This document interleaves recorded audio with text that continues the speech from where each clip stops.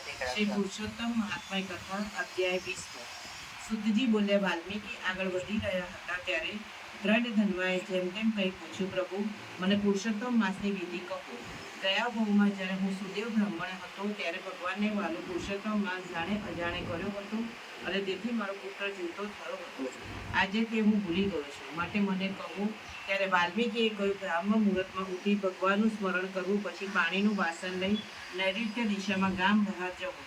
ત્યાં જે દિવસે કે સંધ્યાએ ઉત્તર દિશા તરફ મોટું કરી યજ્ઞોપવિત કાને પહેરી બેસવું, મોઢાને વસ્ત્રથી ઢાંકવું, મૌન રહેવું, રાત્રે દક્ષિણ દિશાએ બેસી મળ વિસર્જન કરવું, પછી મૃતિકાથી શૌચ કરતા શિશુઓને એકવાર ગુદાને 5 વાર ધોઈ હાથ પગ નદી કે તળાવમાં ધોવા, ગુદા પ્રક્ષાલનું કરવું નહીં।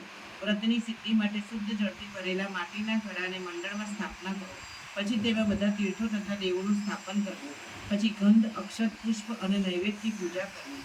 તેના પર તાંબાનું તરભાણું મૂકી વસ્ત્રથી ઢાંકવું નહીં, તેના પર રાધાકૃષ્ણની સોનાની મૂર્તિ મૂકવી ને પૂજન કરવું, કારણ કે પુરુષોત્તમ ભગવાન સંસાર સાગરમાંથી તારનારા છે। આ માસમાં બ્રાહ્મણોને બેસાડી પૂજન કરાવવું। ઇતિશ્રી બ્રહ્મનાર્ય પુરાણમાં પુરુષોત્તમ પૂજન નામનો 20મો અધ્યાય સંપૂર્ણ।